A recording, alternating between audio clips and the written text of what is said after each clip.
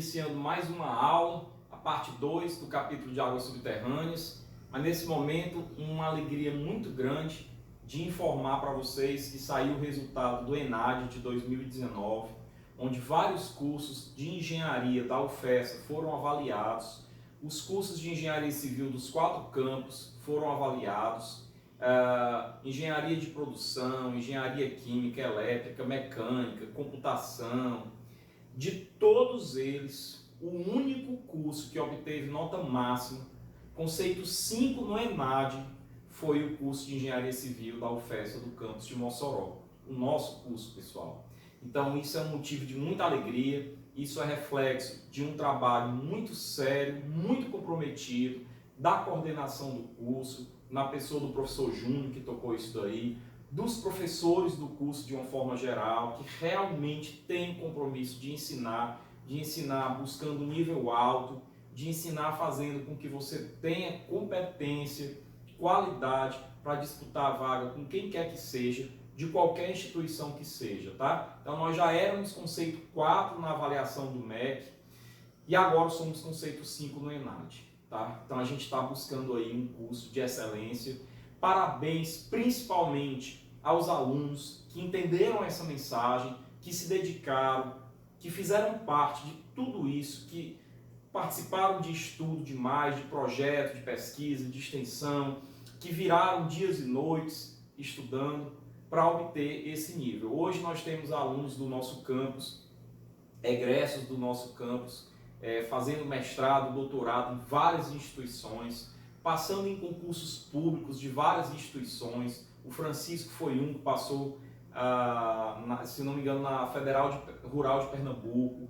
Um nosso ex-aluno e também grande professor que vocês tiveram, meu amigo, também passou na UFCG, professor de estruturas. Digo aí quem é, um cara que marcou demais, tá? O Eric, também professor da UFCG. Então, com muito orgulho, mestrado em estruturas, com muito orgulho que a gente está tendo esses resultados, tá? Não são resultados modestos, não são. Conceito 5 no ENAD, conceito 4 no MEC, não são resultados modestos. Foi o único curso que conseguiu esse resultado. Então, realmente eu queria parabenizar todo mundo envolvido, os alunos, queria parabenizar os professores, queria parabenizar a reitoria também, do professor Arimateia, que deu esse procedimento aí, a pró-reitoria aí do professor Rodrigo Cotes, que deu nos últimos anos esse suporte para que o curso também, a pró-reitoria de graduação, perdão, fizéssemos esse curso de extrema qualidade, tá? Então, vamos nós começar a nossa aula hoje com muita alegria por conta disso daí. Detalhe, professor, onde é que isso impacta na minha vida? Impacta na valorização, no peso que o seu currículo passa a ter de agora em diante, que o seu diploma passa a ter de agora em diante, junto a qualquer lugar do Brasil. Impacta somente nisso, tá? É um impacto muito forte, é partir na frente, tá? A partir disso, na verdade, a gente parte de trás, percorre esse caminho que percorremos até agora, mas agora a gente já está ali partindo da frente, né? Vamos seguir nesse ritmo, que isso sirva de motivação para que a gente possa melhorar o nosso curso cada vez mais e que a gente possa ver cada vez mais postagens como a gente tem visto aí no Instagram, no Facebook, de orgulho de fazer parte desse time. Então, eu digo, eu tenho orgulho de fazer parte disso. Parabéns a todos nós. Vamos para frente. Captação de águas subterrâneas ficou para hoje a parte de perfuração de poços. Então, aqui está escrito, né, perfuração de poços artesianos. Não custa lembrar que se eu estiver falando de poço escavado, né, poço raso, em lençol freático, não há que se falar ali em perfuração, mas em escavação, tá? Mas aqui, se é perfuração, é porque é de poços artesianos, ok? Então vamos lá, poços tubulares. Também conhecidos como poços tubulares. Então, poço profundo, poço artesiano, poço tubular, poço perfurado. São profundos. Sua perfuração é feita com máquinas, não dá para fazer escavando, não dá para fazer manualmente. Sejam elas máquinas a percussão, rotativas ou hidropneumáticas. O processo, o método de escavação, de perfuração, o método de perfuração vai depender do terreno, vai depender da vizinhança, tá? Vai depender de uma série de fatores, principalmente no que impacta a vizinhança, tá? Possui um pequeno diâmetro, no máximo um diâmetro de 50 milímetros, né, de 2 polegadas, no máximo, tá? Então, às vezes, na maioria das vezes, até diâmetros menores, ok? São revestidos ou não, tá? Mas vamos falar isso. Mas, já que muitos tubos são revestidos, a gente coloca aqui como uma generalização. São revestidos ou costumam ser revestidos com uma tubulação, né? Seja ela de PVC, seja ela de ferro, se houver essa necessidade, tá? Vamos para frente. Então, olha aqui um poço artesiano, simplesinho, ó, quase não impacta na vizinhança, né? Você tem aqui o poço, isso que é o poço, a saída do poço, a bomba. Essas tubulações aqui, uma delas é a tubulação de sucção, né? Ou no caso, no caso a bomba está aqui, essa tubulação aqui é a tubulaçãozinha de sucção. Mas eu posso ter uma bomba submersa, tá? E que não apareceria aqui nessa extremidade, ok? Você veria só tubulação saindo, tá? Bom, e aí o que é que vem a ser a perfuração em si, né? A perfuração em si, pessoal, ela é um processo. Então eu vou colocar logo da seguinte maneira: a perfuração, ela é gênero.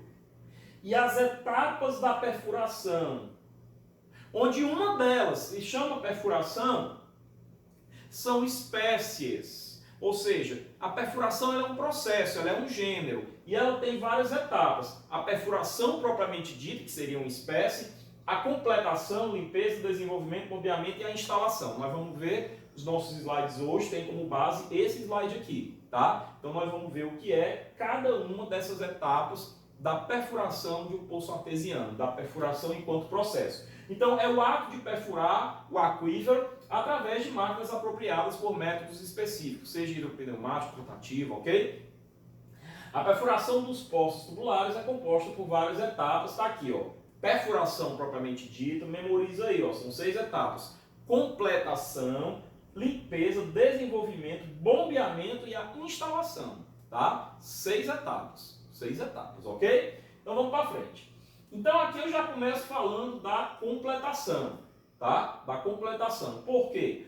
Porque nesse slide eu meio que já falei da primeira etapa, da perfuração. É o ato de perfurar, é colocar uma máquina e fazer um furo, tá? É simples? Não, é um ato que demora, mas não é só ele. Demora, eu tenho que escolher qual é a máquina mais apropriada. Esse slide aqui fala da perfuração em si, não tem muito o que falar, tá? E que eu tenho outras 5 etapas. E aí eu já começo no próximo slide falando da próxima etapa, que é a completação. Olha só, é a fase, depois que o furo está feito, e você tem água jorrando aí, você tem uma sujeira feita muito grande durante a perfuração, é a fase de completar o poço.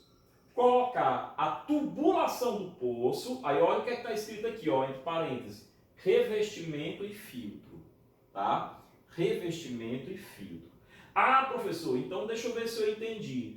O tubo, que nesse caso está azulzinho aqui, eu vou imaginar que é de PVC, o tubo, ele é o revestimento. É necessário sempre o revestimento? Não, nós já vimos um slide no arquivo passado, no vídeo passado, onde eu tenho um tubo perfurado totalmente em ambiente cristalino, né? O meu aquífero é a água que está se depositando nas fissuras daquela rocha cristalina, e aí não há por que eu ter o revestimento, porque não há risco de desmoronamento de terra para dentro do furo, não há risco de entrada de sedimentos dentro do furo, é uma rocha cristalina, né? Então ali não há necessidade do revestimento, mas, em geral, veja que você tem solo aqui, que a imagem está querendo dizer, e diz aqui, ó, areia, argila, areia de novo, solo sedimentar, terreno sedimentar. Então, nesse caso,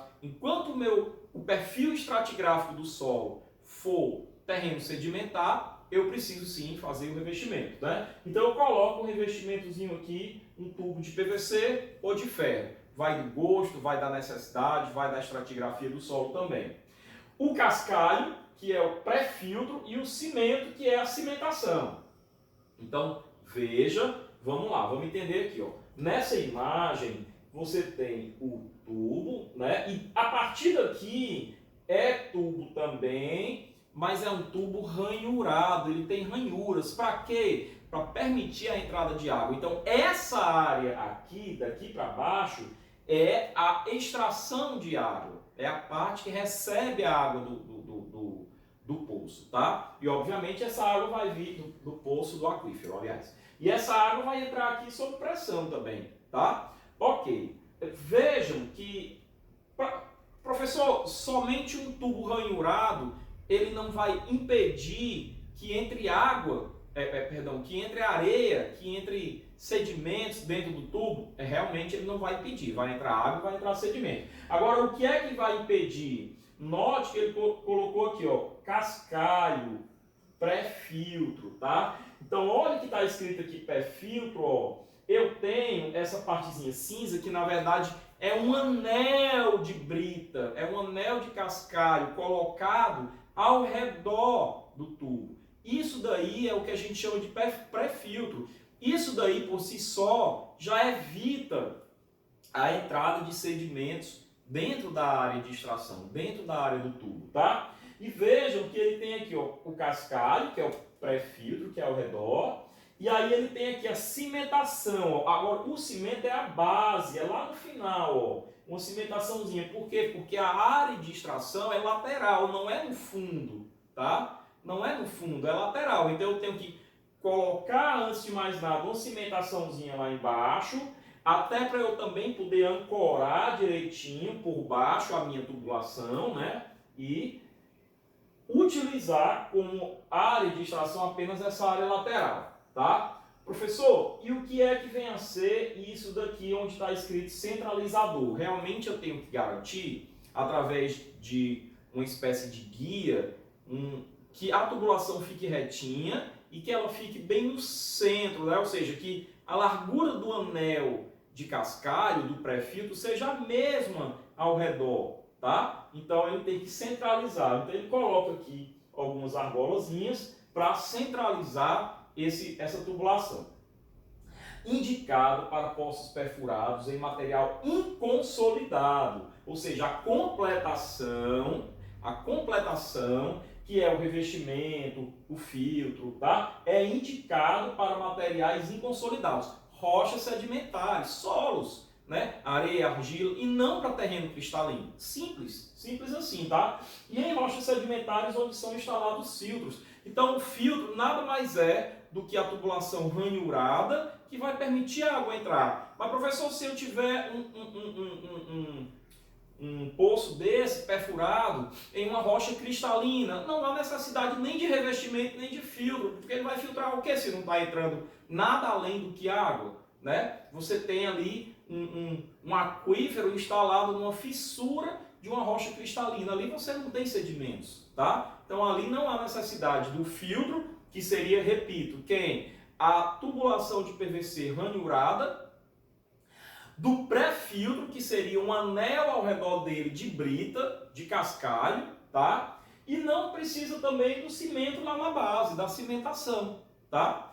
Então, indicado para poços perfurados em material inconsolidado, ok? Então, vamos para frente. Então, a gente já viu aqui os elementos principais, vamos continuar falando agora ainda da completação. Poços perfurados em rochas cristalinas, com porosidade de fraturas e calcários, são revestidos apenas na parte superior, onde a rocha se encontra alterada, sujeita a desmoronamentos, não se utilizando filtros, tá? Então, veja que, por exemplo, ele colocou o revestimento aqui, nessa parte superior, e a partir daqui não é revestimento, a partir daqui já é o filtro, já é a área de extração, tá? Bom, e o que é o revestimento? É a tubulação definitiva que vai constituir as paredes do poço propriamente dito. É a tubulação de ferro ou de PVC. Ele é o revestimento, tá? Ela é o revestimento. Ela desempenha duas funções principais. A primeira, sustentar as paredes da perfuração, tá? Ou seja, é uma resistência física também é uma resistência mecânica, e constituir a condução hidráulica que põe os aquíferos em comunicação com a superfície, o caminho para colocar os aquíferos em comunicação com a superfície. É o caminho por onde a água vai subir, literalmente, é o caminho por onde desceu a perfuração, tá? Bom, e aí podem ser dispensados em rochas cristalinas, o que eu já venho dizendo, né? Tipos mais comuns, os metálicos, né? E os de ferro e os de PVC aditivado, os tubos geomecânicos, tá? Como você está vendo aqui, ok? Esse PVC aditivado, esse tubo geomecânico é o tubo que a gente usa para o revestimento, tá? E o que é que vem a ser o filtro? É um dispositivo que vai permitir a água entrar. Em outras palavras, é um tubo perfurado ou ranhurado, tá? Aí vai do seu gosto. Tem as perfurações e tem as ranhuras também. Permite que a água entre no poço sem perda excessiva de carga, ou seja, ele tem aberturas para não ficar perdendo muita carga, para não perder a pressão que tem no poço. Impede a passagem de material fino durante o bombeamento, por isso que o nome é filtro, né? E serve como suporte estrutural também, porque ele é uma tubulação, então ele tem rigidez também, sustentando a perfuração do referido material. Então essa é a função, essa é a finalidade do filtro, tá? E aí eu tenho ó, estampados, espiralados, com envoltório de cascalho, com pré-filtro, né? Aqui eu tenho com ranhuras, tem vários modelos, Tigre tem, Amanco tem, todas elas têm, tá? Bom, o pré-filtro é a camada de cascalho, é o anel de cascalho que eu vou envolver o filtro pelo lado de fora, né? Então, o encascalhamento de um poço oferece diversas vantagens, né? Ou seja, a instalação do pré-filtro aumenta o diâmetro efetivo do poço e aumenta a área de captação? Sim, pessoal, sim, isso é muito legal. Porque enquanto você tem, imagina que você tem um poço onde o tubo tem 50 milímetros. O poço ele tem um diâmetro maior porque tem a camada do cascalho. Imagina um tubo de 50 milímetros. 50 milímetros, se você pegar ao longo, vou até desenhar, se você pegar o tubo aqui, né? Essa é a parte do filtro, tá? Essa aqui é a parte do filtro, que tem uma altura H, né?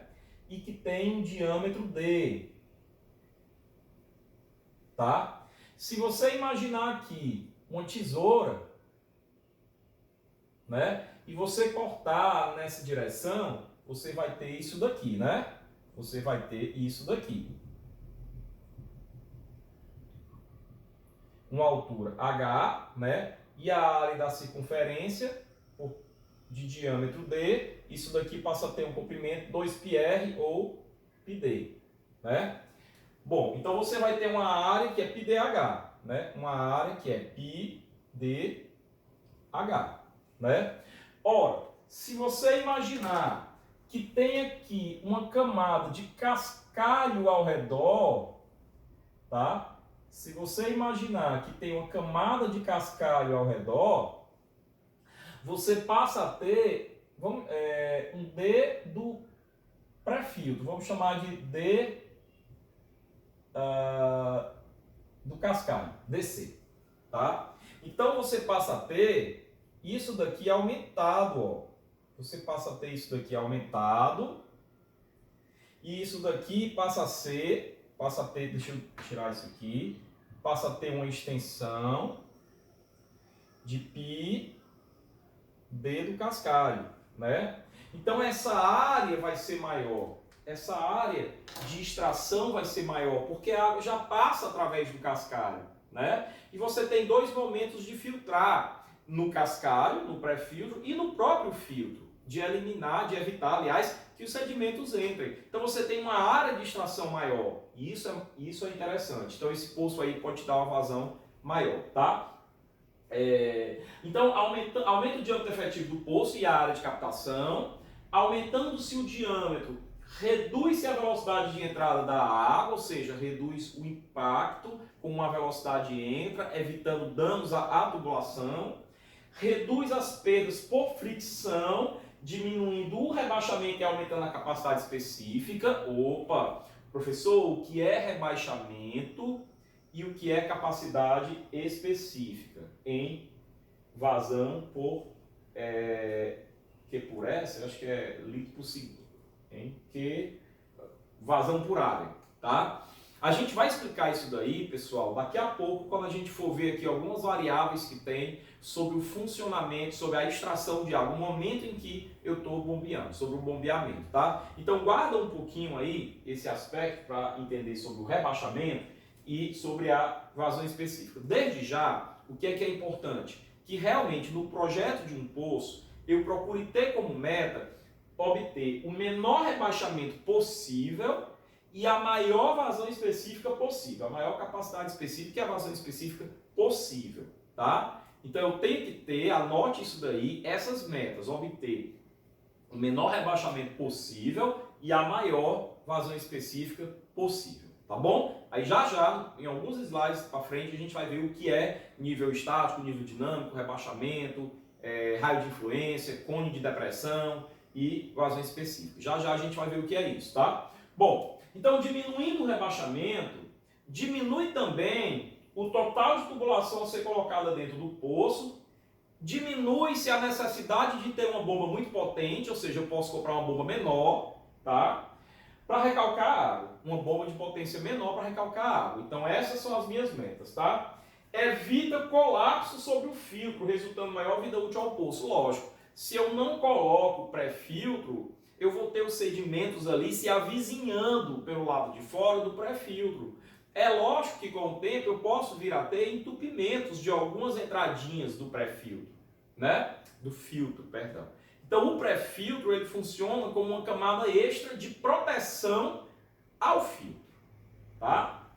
Bom, então aquela mesma imagem que eu tinha com todos os elementos, eu vou passar rápido dessa imagem aqui, só explicando uma parte que eu não expliquei ainda, ó. Tem uma cimentaçãozinha final lá em cima de proteção, tá?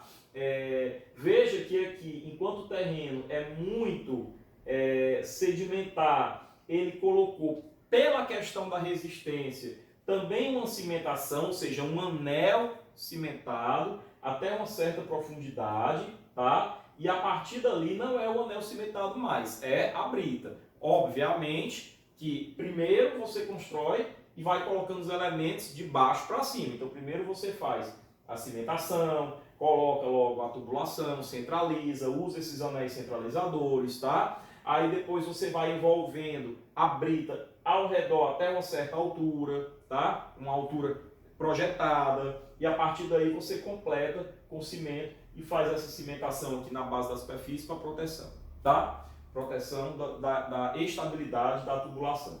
É isso daí que é um poço profundo, tá?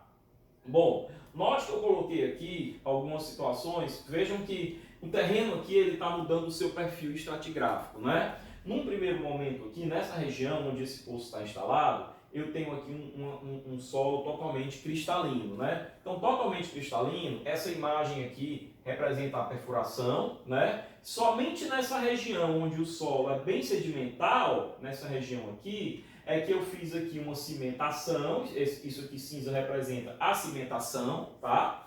E isso daqui uma tubulação, um tubo, né? Então vejam que eu dispensei filtro, dispensei pré-filtro e dispensei cimentação lá embaixo, né? Dispensei também os anéis, por quê? Porque não há necessidade de anel aqui, não tem nada, isso aqui é um buraco, em outras palavras, é um vazio, tá? Agora, vejam que o terreno foi mudando, né? O terreno foi mudando, e aí eu precisei, ó, eu estou extraindo aqui, ó, eu estou extraindo aqui e também estou extraindo aqui, ó. O poço vem até aqui, tá? Então, o que é que eu fiz? Eu coloquei aqui uma camada de cascalho, isso aqui é o cascalho, é o pré-filtro, né? Uma cimentaçãozinha de base aqui em cima, a tubulação com os anéis aqui, tá? Para equilíbrio, para equilíbrio estático. E coloquei aqui o filtro, ó. O filtro é só essa região. Então nessa parte de terreno sedimentar ele está extraindo daqui, somente dessa região. Então aqui eu tenho filtro e pré-filtro. Eu tenho uma cimentação embaixo? Não, por quê? Porque ele desce aqui, já que isso aqui está em terreno mais cristalino, isso aqui tudo é área de captação da água, tá? E essa água sobe para cá também, ok? Bom, nesse outro exemplo, eu tenho um terreno já totalmente sedimentar, e aí você desce com todas as etapas até o final. com todas as etapas, né? E ele capta até essa região desse aquífero aqui, ó. Um aquífero, outro aquífero e outro aquífero, tá? Bom, passando para frente, e aí eu entro na cimentação. Consiste no enchimento do espaço anelar existente entre os tubos e a parede da formação. E tem a principal finalidade da união da tubulação de revestimento com a parede do poço, ou seja, preencher a função desse cimento, dessa cimentação ao redor, né? Aí, então, nós estamos falando, quero mostrar aqui nesse slide, dessa cimentação aqui, tem a função de preencher, para que você não tenha ali um vazio e que esse tubo não fique se movendo, ele fique estático, né? Por isso que eu usei a expressão equilíbrio estático, tá? Faltou a expressão mais adequada aqui, que eu não lembro qual a palavra que eu queria usar, mas serve, ok? Então, nós temos aqui o que é o enchimento, né? Ele tem a função realmente de preencher e de garantir a não movimentação do tubo propriamente dito, do poço propriamente dito, tá? E aí, o desenvolvimento. Professor, o que é a etapa de desenvolvimento? Olha só, ela objetiva, já é a preparação, tá? A remoção do material mais fino do aquífero nas proximidades do poço, aumentando assim a sua porosidade, a sua permeabilidade ao redor do poço, tá? Então é uma preparação que eu faço já quando eu vou começar a colocar os meus elementos, para que eu não tenha ali uma situação onde a água não entre porque tem muito material fino evitando a entrada d'água, tá? Então, nas rochas consolidadas no terreno cristalino, né, o desenvolvimento limpa e obstrui desobstrui as fraturas por onde circula a água. Então, a intenção é essa, tá? Isso permite que a água possa entrar mais livremente no poço, assegurando assim o máximo de capacidade e diminuindo as perdas de carga do aquífero para o poço. Então, isso daí é o desenvolvimento, é uma espécie de limpeza, é uma preparação para que você tenha a retirada desse material mais fino, para que você possa realmente ter uma porosidade maior, tá? E a entrada mais efetiva de água no poço. O bombeamento. Começamos aqui o bombeamento. Olha só, o bombeamento é a retirada de água de um poço através de uma bomba, né? Isso daí é o bombeamento, é o uso, é a retirada, é o momento em que eu estou retirando, é o momento em que o poço está me dando água, tá? Para tanto, são feitos os registros e controle da vazão, nível estático, nível dinâmico, durante um teste de produção, teste do aquífero. Então, eu tinha falado há 2, 3 slides para trás que nós íamos ver o que era nível estático, nível dinâmico, cone de depressão, rebaixamento, tá? Superfície do aquífero, a gente vai ver tudo isso, ok? Então, veja lá. Instalação é a etapa final na construção de um poço, deixando-o apto a funcionar normalmente. Consiste na colocação de um equipamento de bombeamento com tubulações edutoras. No encontro virtual a gente explica um pouco o que é isso, tá? Um sistema de acumulação d'água e um sistema de distribuição da água, chafariz, encanação e tal. Então, sistema de acumulação d'água, eu tenho que mandar água do poço para algum lugar, né? Então, se eu vou perfurar o terreno e fazer um poço profundo, por exemplo, no quintal da minha casa, eu posso, na verdade eu devo fazer uma tubulação mandando essa água para o reservatório superior, tá? Professor, e aí entra naquela questão, o reservatório superior, ele recebe a água da concessionária, que eu sei que ela vem com um atestado de qualidade, que ela passou pela estação de tratamento. Como é que eu posso garantir que a água do poço não vai me contaminar a água da concessionária que vai misturar dentro do reservatório? Pois é, você pode fazer um reservatório à parte. Ou você pode também verificar, e deve na verdade, né, a qualidade da água do poço para ver se ela tem um padrão importante para o consumo que você vai ter em casa, né? Obviamente, normalmente no Brasil a gente não costuma beber água da torneira, embora ela seja potável, né? Porque ela às vezes confere um pouco, né, de sabor, de odor, e aí isso aí já mexe com o padrão estético da água. Mas a água é potável, tá? E aí a água do poço, ela realmente, você precisa também ter o estudo da qualidade dela para saber da potabilidade dela, ok? Bom, passando para frente, Então eu tenho aqui um modelo de instalação. Veja que eu tenho um poço propriamente dito, né? Eu tenho uma bomba, essa bomba aqui, ela está mergulhada dentro do poço, por isso que a bomba não aparece, é uma bomba submersa. No capítulo de estação elevatória, a gente vai ver muito direitinho por que disso, tá? Essa bomba não aparece porque ela é uma bomba submersa, tá? Então, você tem só aqui a fiação de energia da bomba.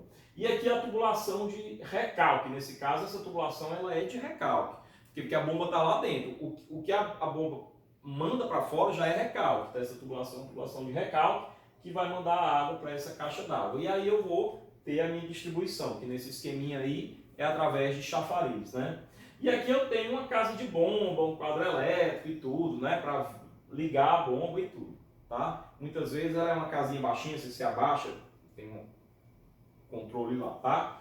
Bom, aqui eu vou deixar essa ilustração para que vocês vejam com maior detalhe depois. O poço propriamente dito ele está aqui, aqui eu tenho cimentação, aqui tem o diâmetro do poço, tem um cavalete, registro, uma ventosa, tá? Guarda isso daí, depois nós vamos entender melhor, não dá para entender agora, porque tem muita coisa do que está aqui que vai ser falado mais para frente, tá? Mas tem uma ventosa aí para garantir o equilíbrio da pressão, né? Ou seja, caso eu tenha uma sobrepressão, ele expulsa o ar, por exemplo, tá?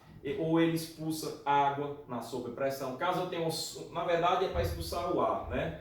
Caso eu tenha uma subpressão dentro do poço, uma pressão negativa, ele admite ar para equilibrar aquela pressão. Então, a ventosa, ela é um mecanismo de admissão ou expulsão de ar, tá? Visando garantir a pressão que eu preciso que tenha lá dentro, tá? Bom, e aí ele manda para cá, a partir desse cavalete, e manda para a distribuição, tá? A gente olha depois esse detalhe de projeto em casa, isso aí é para olhar em casa, tá?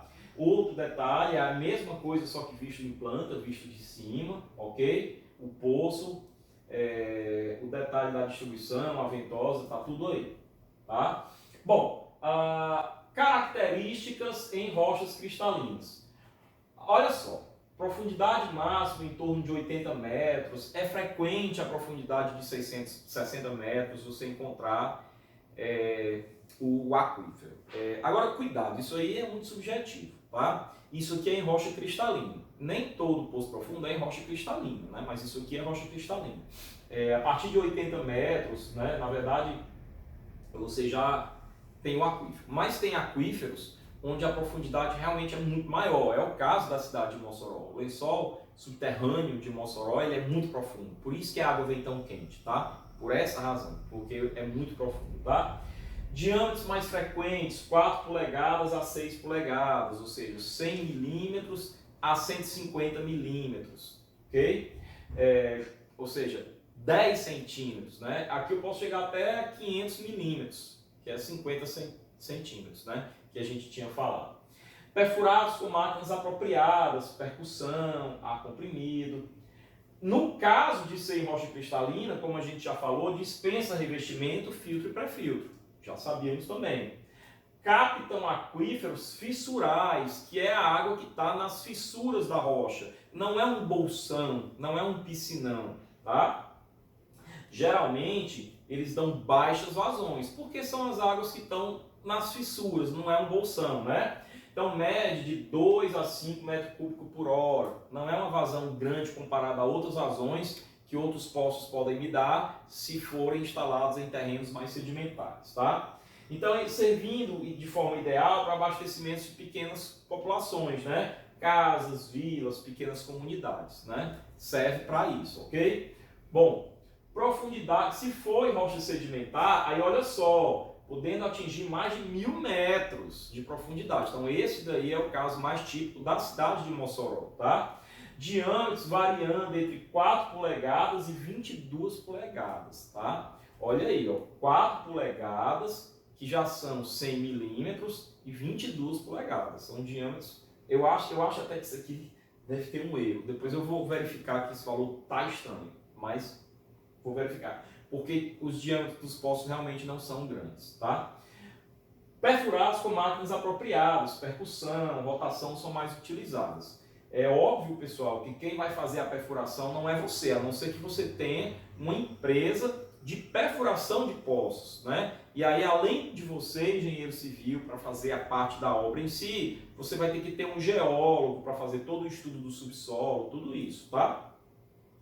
Ou algum engenheiro também ligado à parte de geotecnia, tá? Exigem revestimento, filtro e pré-filtro pelas razões que a gente já falava aqui dentro dos outros slides. Os custos elevados de material de completação, né? Revestimento só é incrível como toda aula tem um espirro padrão básico, né? É a presença da chamada. Então exige revestimento, filtro, pré-filtro, e por isso tem um custo com isso, principalmente se ele tiver uma profundidade muito grande. Você vai ter que comprar muitos metros de tubulação. Então isso aumenta o custo desse poço, tá? Então entenda que perfurar poço tem custo variado, varia em função da profundidade, em função da estratigrafia do solo, tá? Bom, pequenas a grandes vazões. O outro, no terreno cristalino, me dava vazões pequenas, até 5 metros cúbicos por hora, que me dá até 1000 metros cúbicos por hora. Então ele dá desde pequenas vazões, dependendo do que é que eu tenho em termos de aquífero, até grandes vazões. Aqui eu tenho uma variabilidade bem maior, que depende do tamanho do espaço que eu tenho de confinamento de água lá dentro, ok? Servindo para abastecimento de casas, vilas, pequenas comunidades, grandes comunidades e até cidades populosas, tá? Mossoró se vale muito disso. Bom, unidades de bombeamento de poços tubulares. Aí, tipo de bomba. Olha só que nós já vamos ampliar um pouco o nosso universo a respeito do conhecimento de bombas. Olha só, bomba submersa, injetora, manual, centrífuga, compressor, catavento. As bombas que a gente utiliza normalmente no abastecimento de água, quando a captação é superficial, são as bombas centrífugas, né? 99,9% do nosso curso é falando de bomba centrífuga, tá? Mas tem, pelo menos aqui, como isso aqui esse capítulo é um capítulo de conhecimento superficial, tá? Eu vou apresentar para vocês outros modelos de bomba, tá? Submersa, injetora, manual, compressor e o catavento, ok? Então, cada tipo de bomba dessas que eu falei tem sua finalidade, a sua adequação e a sua peculiaridade, porém, possui um detalhe em comum. Todas as unidades possuem uma tubulação edutora, geralmente de 2 polegadas, que conduzirá a água ao sistema de armazenamento ou de irrigação e abastecimento. Tá? Bom, bombas submersas. Olha só, pessoal, é utilizada para bombeamentos com vazões de médio a grande porte. Tá aqui, o que importa é isso aqui, ó, com profundidades variadas e requer a existência de energia elétrica trifásica. Vamos com calma. Deixa eu passar uma informação para vocês, tá? Eu vou apagar aqui, só para ilustrar melhor qual a necessidade de você compreender se eu preciso fazer a instalação com uma bomba submersa ou se eu posso mesmo fazer com uma bomba centrífuga. Então, imagina aqui o seguinte, eu tenho aqui a minha bomba, tá? Eu tenho aqui a minha bomba e essa bomba é uma bomba centrífuga, tá? Centrífuga. Ou seja, ela está aqui na superfície, ela não está mergulhada, ela não está submersa. E aí, eu vou ter aqui uma tubulação, né? Essa tubulação aqui é a tubulação de sucção, ela é mergulhada lá no caso de uma instalação predial, no meu reservatório inferior, tá? Ela é mergulhada no meu reservatório inferior, tá? Então, olha, essa tubulação, ela tem um comprimento L, tanto pegando a parte horizontal como a parte vertical, tá? Esse comprimento L, ele tem que ser menor do que 5 metros, tá? Por quê? Porque o L de sucção, ou seja, a tubulação de sucção, que é essa daqui, ela não pode ter comprimentos maiores do que 5 metros. Então você imagina um poço, onde esse poço está numa profundidade muito grande, e beleza, tem pressão, a água sobe, mas não jorra, né? É ascendente, mas não jorra. E ainda, até onde a água chega, ainda está a 50 metros de profundidade. Bom, se essa tubulação só pode ter no máximo 5 metros para evitar problema, e aí o tipo de problema eu só vou comentar lá na parte de estação elevatória, eu não vou poder usar a bomba centrífuga nesse caso. Então a bomba centrífuga para poços é muito difícil eu usar. Quando o poço é jorrante, aí eu posso usar uma bomba centrífuga, né? Mas quando o poço não é jorrante, aí eu tenho que geralmente pensar numa bomba submersa. Então esse é o porquê de usar uma bomba submersa. Professor, e como é uma bomba submersa? A bomba submersa, ela é cilíndricazinha, bem fininha, ela tem largura menor do que a largura do tubo, tá? E ela é introduzida lá na região onde a água está, tá? Então isso daqui é a bomba submersa, tá? Bom, passando para frente. Então ela me dá vazões boas, pequeno, de médio, pequeno também, grande porte, tá? Acima de 3.000 litros por hora, para profundidades maiores. Por quê? Porque, na verdade, maiores que 5 metros, né? Porque eu não vou poder usar a bomba centrífuga. Sua instalação é feita dentro do poço, a bomba fica mergulhada na água, fica submersa mesmo, tá? Mediante apenas um cano, que é um tubo edutor, que liga a bomba ao reservatório. Então, o tubo edutor seria ali o que a gente chamaria de recalque, né? Ele eduz a água dentro, ele tira a água do poço e manda para o reservatório. Esse é o tubo edutor. Seria o que a gente chamaria de tubo de recalque, só que mergulhado dentro do poço, tá? Que liga a bomba ao reservatório. E um fio grosso que liga a bomba ao quadro elétrico, o fio de energia da bomba, tá? Geralmente numa casa de bomba, uma casa de força, ok? Então, tá aqui, ó. Essa daqui é a minha bomba submersa, tá? Essa daqui é a minha bomba submersa.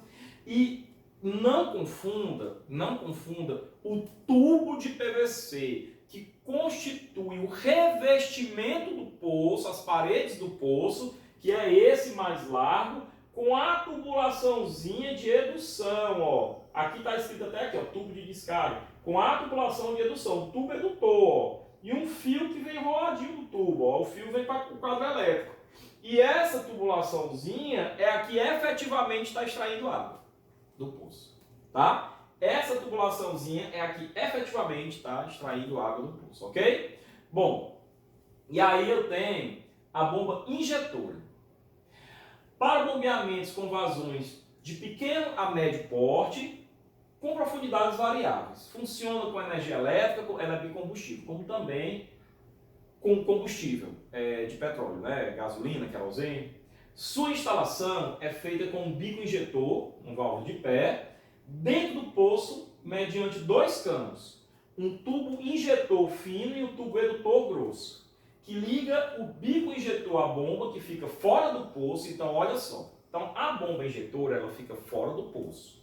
Mas ela é, pessoal, uma espécie de drible que eu dou, tá? Para não precisar usar uma bomba submersa, utilizar uma bomba que fique lá fora, lá na superfície, mas que não tenha esse tipo de problema. Então, esse tubo injetor, né? Esse segundo tubo, ele nasce em função disso. A mecânica ou a hidráulica de como isso funciona, eu prefiro deixar, que é o que importa, para os fabricantes de bomba. Quando a gente chegar em estações elevatórias, pessoal, a gente vai ver lá uma lição extremamente importante, tá? Mesmo você sendo engenheiro, projetista hidráulico, faça consultoria com os fabricantes de bombas, na hora de comprar, de adquirir, ou até de projetar, na verdade, a sua estação. Por quê? Porque eles, eu vou fazer uma analogia, o médico ele não recebe o tempo inteiro o representante do laboratório no seu consultório. Então, a consultoria, ela é paga, mas quando você adquire aquele produto na verdade, você ganha a consultoria, ganha o produto num valor mais baixo, porque você está agregando um outro produto, então você está fazendo uma compra maior. Ele vai lhe dar um projeto tal, seja a bomba, no caso da bomba centrífuga, de eixo horizontal, ou de eixo vertical, ou monorotor, né, ou multirotor, com uma entrada, com duas entradas, com uma saída, com duas saídas, tá?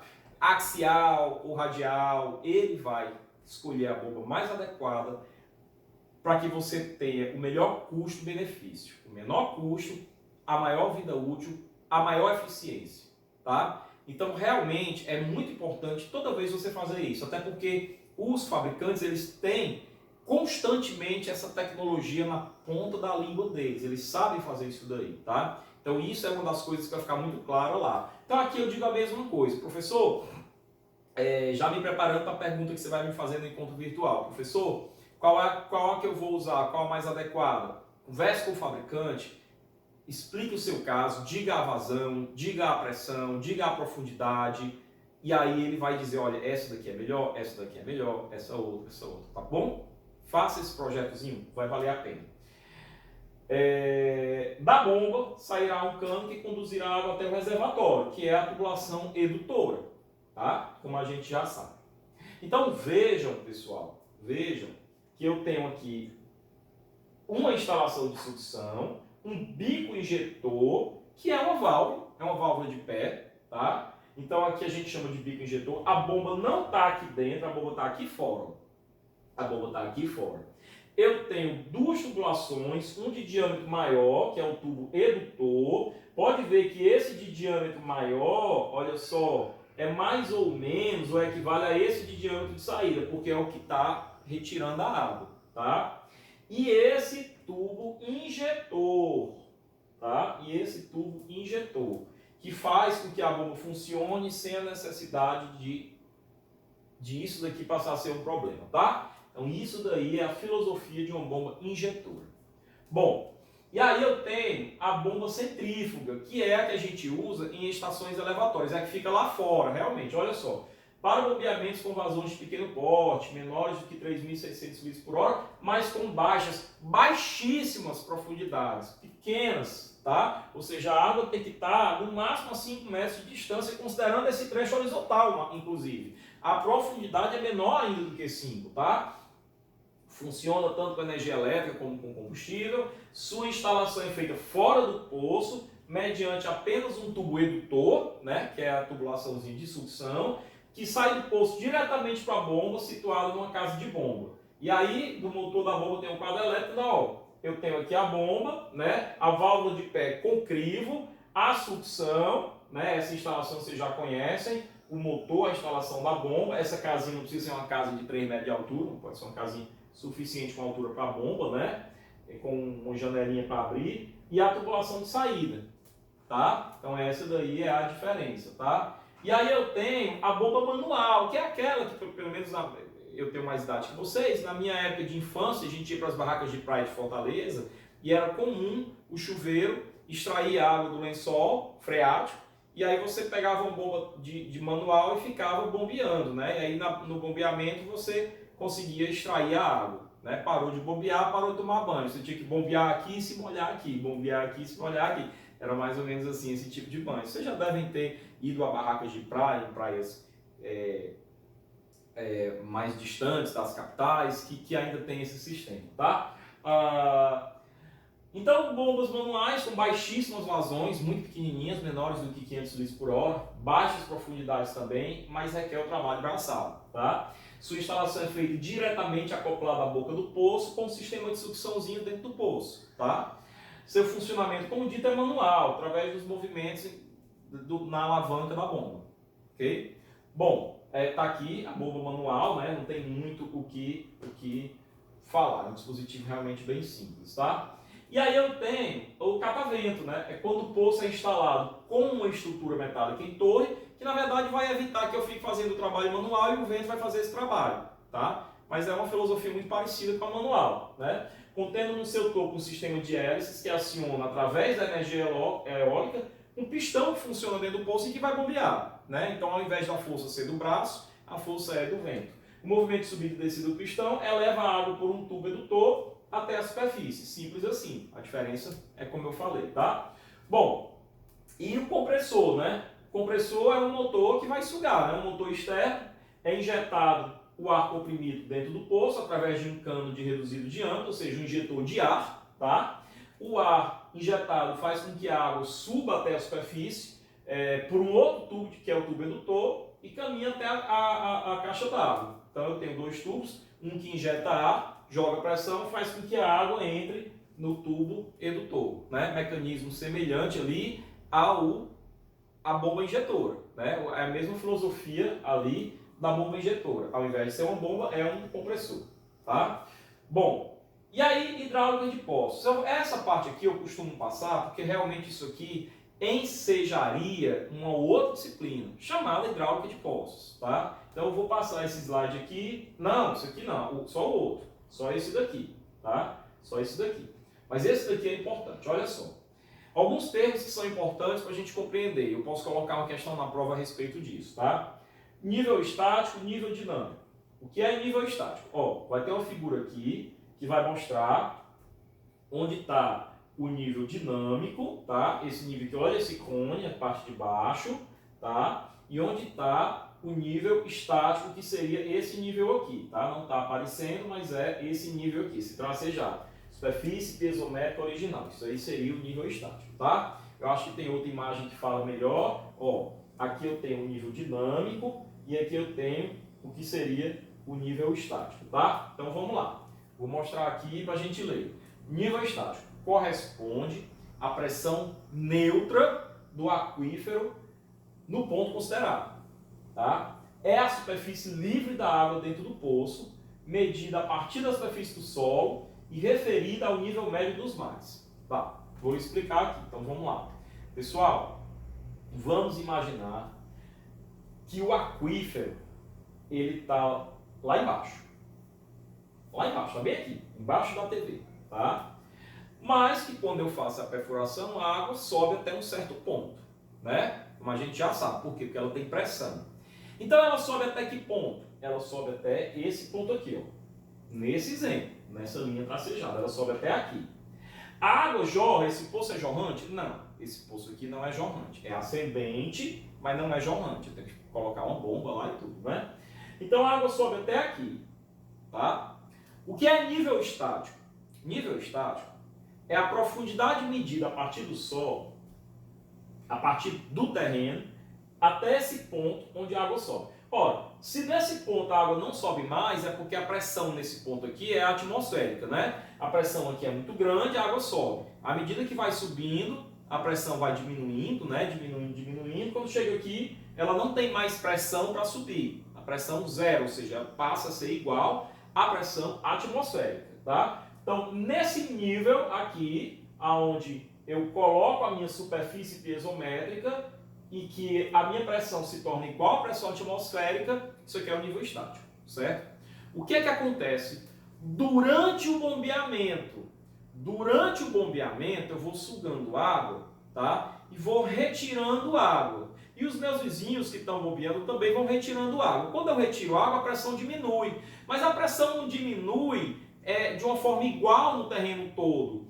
Ela diminui na vizinhança do meu poço e na vizinhança de cada poço que está bombeando naquele momento. Então os efeitos se superpõem. Vamos já falar disso. Mas veja, ela diminui formando esse cone aqui, ó, que a gente chama de cone de depressão. E esse cone tem como centro o centro do meu poço, tá? Então ele tem como centro o centro do meu poço. Então vejam que o que é que ocorre? Durante o bombeamento, a pressão que estava aqui, ela vai caindo para cá. Professor, e se eu bombeio com a vazão maior ainda? Esse cone ele é mais intenso ainda, ele desce mais. E ele desce mais e ele abrange mais para os lados também, tá? Então esse cara aqui é o cone de depressão. E esse lugar aqui, se eu for a pressão da água durante o bombeamento, ela só vem até aqui, ó. Ela caiu. Então nesse ponto aqui é onde eu tenho o chamado nível dinâmico. Vamos ver aqui o que é o nível dinâmico, ó. é o nível do lençol d'água dentro do poço quando o mesmo está sendo bombeado, é só durante o bombeamento.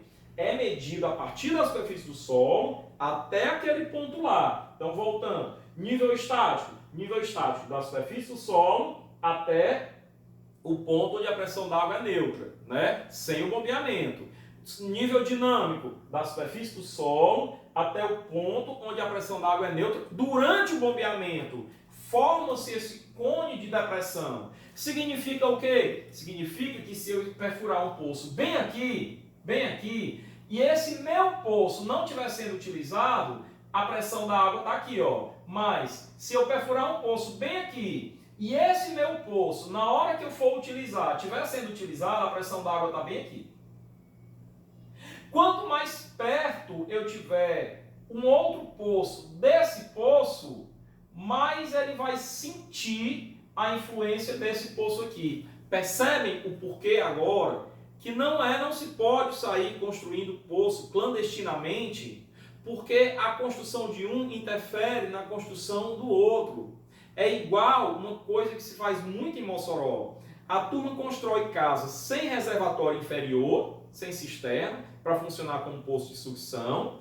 Aí a pressão da água em determinada hora do dia não é suficiente para a água subir até o reservatório superior. O que é que a turma faz? No próprio ramal predial, instala uma bomba. Aí beleza, quando você instala uma bomba para você resolver o seu problema, o que é que você está fazendo? Você está sugando água da vizinhança, então você está diminuindo mais ainda a pressão na sua vizinhança. Aí o que é que o seu vizinho vai fazer? Ele vai fazer a mesma coisa.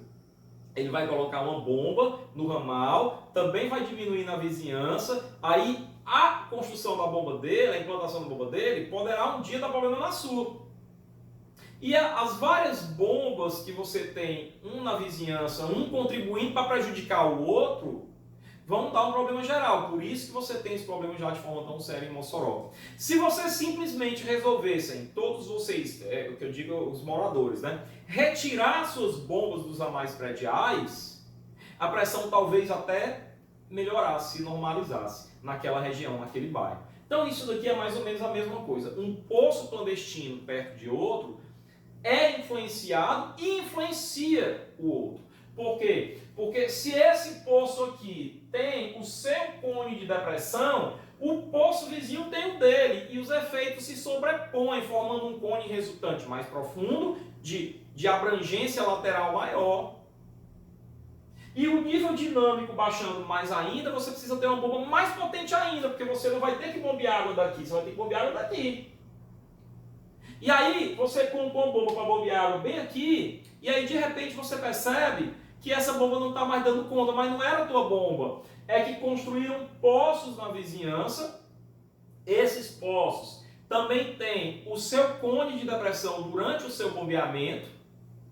Vai influenciar, somar com o seu e alterar esse cone. Esse cone vai ficar aqui, ó, começando lá de baixo, vai ter uma abrangência maior. E aí a tua bomba passa a não dar mais vencimento, passa a não dar mais conta. É isso que ocorre, tá? Então, uma vez que eu defini o que é nível estático e nível dinâmico, eu vou passar para esse outro slide só para me certificar de que vocês entenderam, né? Tá aqui no nível do terreno, tá? E essa linha aqui, ó, é o nível estático, é a superfície piezométrica, né? É onde a água tá se ninguém estiver bombeando. Ela tá nesse nível aqui. Então isso aqui é um poço sem estar sendo bombeado, que não está funcionando. E aqui é o mesmo poço no momento que está sendo bombeado, né? Então você tem aqui o nível estático, que é a profundidade, né, da superfície até a superfície piezométrica, tá? E você tem o nível dinâmico, que é esse daqui, ó, da superfície do terreno até a superfície piezométrica durante o bombeamento, ou seja, até a base do cone de depressão, tá? E aí eu já defino o que é rebaixamento. Rebaixamento é um menos o outro, é o dinâmico, que é o maior, menos o estático, tá? Então eu volto para cá para definir o que é o rebaixamento. O rebaixamento S é o dinâmico menos o estático. Isso é um índice. Para que esse índice serve? Ora, quanto maior o nível dinâmico, quanto mais profundo for, né, maior vai ser essa diferença e maior vai ser o rebaixamento. Isso é melhor ou isso é pior? Isso é pior, né? Isso é pior. E quanto mais poços eu tiver na vizinhança, mais baixo vai ser o nível dinâmico, ou seja, maior vai ser o MD e maior vai ser o rebaixamento. Isso vai implicar numa bomba que requer uma altura manométrica bem maior, né? Uma bomba mergulhada mais abaixo, ou se for, por exemplo, uma bomba injetora ou um compressor, uma força maior, uma bomba de potência maior, tá? O que é raio de influência? Aí, quando um poço está sendo bombeado, forma-se em torno dele o cone de depressão, que vocês já viram o que é. Ele é circular, né? Ele é um cone, né? Ele é um cone. Que lá na superfície ele tem um diâmetro maior, e esse diâmetro vai diminuindo com a profundidade, né? Porque ele é um cone, tá? Qualquer dúvida sobre a visualização mental do que é o cone de depressão, você me pergunta no nosso encontro virtual, tá? Então, o raio de influência é a distância horizontal que vai desde o centro do poço até o ponto inferior do cone, até o ponto inferior do cone, tangencia o prolongamento da superfície horizontal do NL. Vou mostrar aqui o que é o raio de influência. Então, olha só. Eu pego aqui o centro do poço, tá? Pego aqui o meu nível estático, tá? Pego aqui a minha superfície piezométrica e meço essa distância horizontal do centro do poço até a superfície piezométrica, tá? Isso daí é o raio de influência, ou seja, significa o quê? Significa que quanto maior for o raio de influência, mais o meu poço vai impactar na vizinhança, tá? E aí eu lhe digo, como os efeitos se sobrepõem, quanto mais poços, principalmente clandestinos, eu tenho próximos uns dos outros, mais baixo é o nível dinâmico, maior é o rebaixamento, maior é o raio de influência. Por quê? Porque o rebaixamento maior implica no raio de influência maior, tá? Significa o quê? Que se você tem um processo de licenciamento ambiental, hipoteticamente falando, de todos os poços da cidade, o órgão responsável, ele não vai ser doido de colocar um poço aqui e autorizar a construção de um outro poço dentro da região de influência daquele cone. Entende agora a importância disso? Bom, então, passado isso daqui, né, deixa eu ver se eu falei tudo, raio de influência falei, cone de depressão, nível estático, nível dinâmico, ok. E aí, finalmente, o que é a vazão específica, né? A vazão específica é o quociente da vazão pelo rebaixamento. Olha só, é o quociente, é o Q sobre o S, da vazão pelo rebaixamento, tá? Serve como indicador do rendimento do aquífero. Pessoal, vocês concordam? Eu quero que vocês me respondam aí mentalmente. É melhor que o rebaixamento seja maior, ou seja, mais profundo, ou que o rebaixamento seja menor, ou seja, que não desça tanto? É melhor que ele seja menor, né? O raio de influência é menor e tudo mais. Então é melhor que o nível dinâmico não seja tão grande. Esse rebaixamento pequeno, como ele é o denominador da vazão específica, implica uma vazão específica maior. Ótimo. Então é um indicador de eficiência daquele poço, tá? Ou seja, a vazão específica ela retrata como é na prática quando o poço está em bombeamento, para que eu possa, ou o órgão responsável possa decidir se ele permite ou não executar um outro poço, por exemplo, na região de influência, dentro do raio de influência daquele poço, tá? Bom, a vazão específica diminui com o tempo de bombeamento. Não é com a idade do poço. Isso aí tem a ver com outra questão, a recarga do aquífero. A vazão específica diminui com o tempo de bombeamento. Ou seja, quanto maior o tempo de bombeamento, quanto mais horas eu estou bombeando, menor a minha vazão específica. Por quê? Porque quanto mais tempo de bombeamento, mais eu estou retirando água, mais eu estou aumentando o nível dinâmico, mais eu estou aumentando o rebaixamento. Portanto, eu estou diminuindo a vazão específica.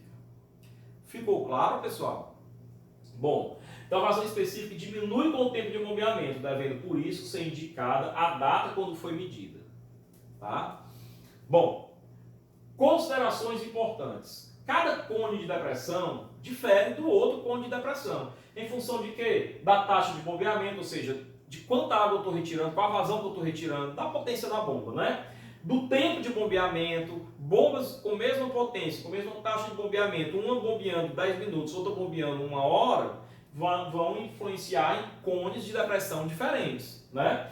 Das características do aquífero também, ou seja, da capacidade que o aquífero tem de recolocar, que a gente chama isso de recarga do aquífero, a água naquela região à disposição do poço novamente, tá?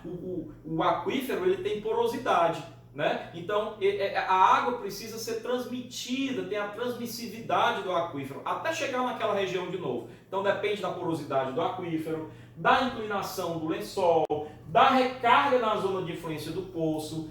Quer dizer, depende de uma série de fatores. Mais uma razão para eu vender o peixe para vocês, de que, pessoal, vocês são engenheiros civis, não vão se queimar por coisa pequena, né? Vai conceber uma captação subterrânea, processo de licenciamento ambiental, tá? Bom, e aí tem a hidroquímica das águas, é só para falar um pouco, rapidinho mesmo, sobre a qualidade da água, né? De poços profundos. As análises físico-químicas das águas de poços são de fundamental importância, principalmente nas regiões semiáridas do Nordeste brasileiro, né? Não basta encontrar água, é preciso que essa água seja utilizável. Veja, eu não escrevi potável, eu escrevi utilizável. Eu tenho que dar algum tratamento nela, pelo menos uma fluoretação, adicionar flúor por causa da incidência de cárie dentáris, e uma cloração, que é o desinfetante usado para o tratamento de água, para que eu tenha nas minhas tubulações o cloro residual, no mínimo, né? Muitas vezes a água é salobre, eu tenho que corrigir pH, eu tenho que corrigir turbidez ou alcalinidade, alguma coisa assim, acidez, tá? Então, para poços sem perfuração, devem ser solicitadas as análises físico-químicas das águas nas seguintes condições. Olha, existência de poços próximos que tem relatos que tem comprovação de alto teor de sólidos dissolvidos. Por exemplo, água salina. Sólido dissolvido é sal, é água salina, tá? Existência de próximos com características físicas excessivas, ou confere odor, isso é indicador de alguma substância presente na água, ou confere sabor, também é indicador de alguma substância presente na água, ou confere turbidez, e substância presente na água pode conferir toxicidade, né? Ou confere turbidez, que é a presença de sólidos suspensos na água. Não confundam cor com turbidez. Cor são sólidos dissolvidos na água, tá? Turbidez são sólidos suspensos na água, são removidos por processos diferentes. Quem tem cor é mais complicado, quem tem sólido dissolvido é mais complicado. Quem tem apenas turbidez, sólido suspenso, retiram-se por processos físicos, como a decantação, por exemplo, tá? A gente vê todos esses fundamentos aí nas disciplinas de tratamento de água, tá? Para poços recém-perfurados, necessitamos determinar a sua composição físico-química, ou seja, eu preciso saber como é a água, né? O poço foi perfurado agora, e se o mesmo está dentro das normas e padrões de potabilidade. Então eu tenho que conferir, legalmente falando, qual é a característica daquela água, para poder implantar o tratamento adequado, tá? Aqui foi só uma pincelada, porque isso aqui já foge um pouco da parte do sistema em si, já entra um pouco na parte legal e ligada ao tratamento, ok? Bom, também devem ser solicitadas as análises bacteriológicas nas seguintes condições. Para poços em perfuração, quando da existência de muitas fossas céticas próximas, poços vizinhos com comprovado histórico de contaminação e próximos, mesmo que não tenha histórico de contaminação, próximo de aterro sanitário. Por quê? Por causa da infiltração do efluente, seja das instalações prediais, seja do aterro sanitário, do efluente ou do chorume no solo, e que do solo vai para o lençol subterrâneo, tá? Para todos os poços recém-terminados também, a análise bacteriológica, para verificar se está ok, ou seja, se está com os padrões de potabilidade, tá? Então isso daqui também está previsto nas NBRs da gente, ok? Bom, então a gente encerra esse capítulo 6, a gente encerra aqui com a alegria do conceito 5 no ENAD, tá? O conteúdo da primeira unidade, ok? Vocês vão fazer agora a primeira prova, eu desejo uma excelente prova. Assim que passar a prova, na manhã seguinte já vai estar o vídeo comentando a resolução da prova, tá certo? Depois façam uma boa prova, estudem bastante, consultem, tenham seus grupos de WhatsApp mesmo. Duas mentes pensam melhor do que uma, tá? Embora a prova seja individual. E você vai iniciar no próximo vídeo de teoria o capítulo 7, que é o capítulo de adutoras, né? Lembrando que a segunda unidade é tiro curto, é adutora e estação elevatória. Apesar de eu ter, se eu não me engano, 8 vídeos de adutoras e 6 de elevatórias, se eu não me engano, tá? São 12, se duvidar são mais vídeos do que essa, mas mesmo assim só são 2 capítulos, tá bom? Então deixo para vocês um forte abraço, parabéns do tamanho do mundo para a gente, parabéns mesmo, muito orgulho, por causa desses esforços de vocês e nós que a gente obteve esse resultado, né? Então um forte abraço, gratidão é a palavra, Savabon.